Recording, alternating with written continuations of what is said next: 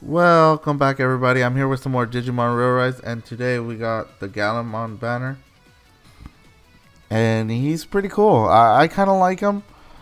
There's a couple reasons why I think you should summon. Obviously, should you summon? I feel like there are a couple reasons why you should, but he's definitely not a must-have Digimon, guys. However, hear me out. Like, let's look into his stats. He gives power increase by 30%. That's why I'm interested on him mostly. Because that 30% power stacks with Megamons. And the thing with that is that also, right now we're going to have this personality switch of where every week a different personality of Digimon, like Calm, Brave, and all that, is going to give it a 30% boost. Well, this Gallantmon nullifies that in a sense. It like if your opponent's gonna have 30% more defense, you're gonna have 30% more attack. So essentially, Omegamon and your Brave Digimons are gonna be hitting like if there was not even any boost going around. So that's why I find Gallantmon with a lot of value. It does stack with like main skills that power up attack, so that makes it really strong. It gives its own self critical, which is good. So it can like guarantee that one shot with its main skill would be pretty cool. Let's look into his main skill. It increases its own counter rate, which is good. Or it's all right, gives you 6,000 shield. I'm not sure if like you have like 2,000 shield left and you activate it again, if it'll give you 8,000, but I think it's just gonna give you 6,000 again. But that's pretty strong. It's basically like it increases HP again. So, and it's a pretty strong hit. So the only thing I don't like is that it doesn't ignore block. That does lose its value. But definitely really strong. His sub skill, it does 250% to 4 enemies and removes the buffs for 1 turn. A lot of Digimons have this thing where like they boost, they nullify statuses for 1 turn. So this one basically wipes it out, leaves room for like let's say even a high Andromon to come in. You activate that, and then activate high Andro, and then basically all of your opponents are stunned. So there leaves room for like little weird things like that to happen. It lowers your opponent's tech by 30%. That's pretty good. If you combine that with Magnadramon, like yeah, you'll tank real hard against tech Digimon. So that's pretty good that this came out before all those tech Digimons. This might actually give it a chance when all those strong tech Digimons have, but he's not the best for PvP, especially with his single hit, but he's gonna be good for now.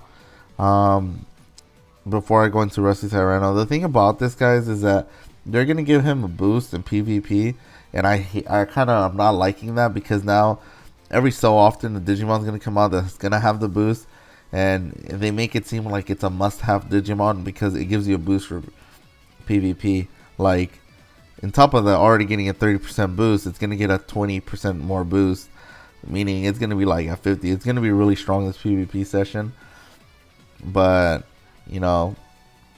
I think it's not all Digimons that get boosted are worth it.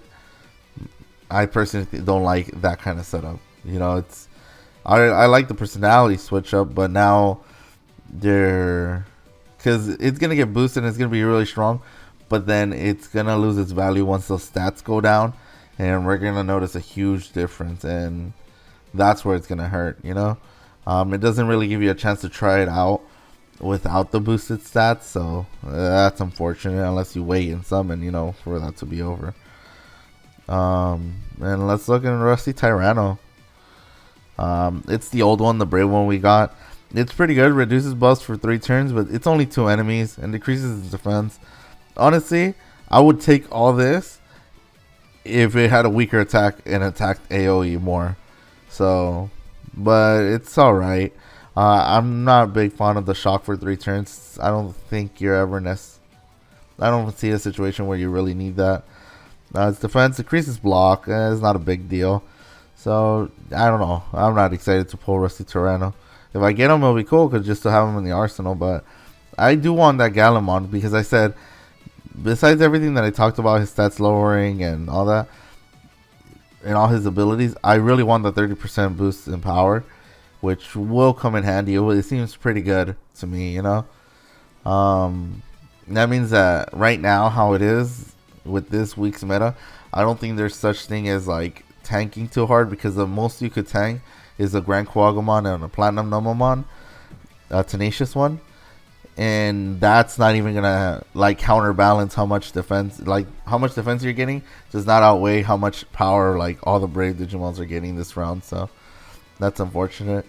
Let's look at it, the banner. You know, see how much worth there is in the banner.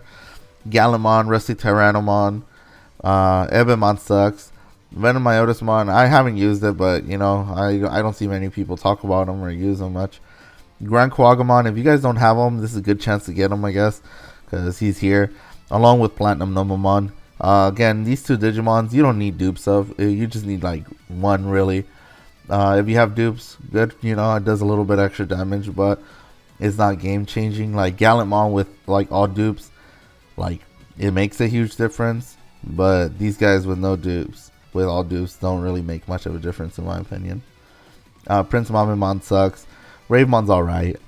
So, you know, there are a couple non-worthy Digimons, but that Grand Quagamon, like, I think if you guys don't have it, it does have a lot of value. So there's that. So overall, should I think you guys summon? I think yes, because I think Brave Digimon are gonna be like meta throughout all the seasons, only because of that 30 boost in power, making it like really viable to have like Alphamon, Omegamon, Gallantmon in the team and just, you know, do the same thing shenanigans as always. But you know, will it always be meta in PvP? No, it's not gonna be meta for all the time. I don't think so. That's my theory on paper, but is it a must-have? Should you guys summon? I think it's up to you. Honestly, you could skip. This could be skipped.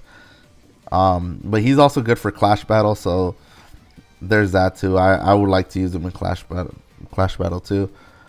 But like I said, it's not a must. I personally will summon for it. I do like him, and I do want to summon him for the reasons I did say. So if that seems like good to you, go ahead and summon. If you think, nah, I could wait, which you could, then go ahead and save your gems. That's pretty much it. Thank you guys for watching.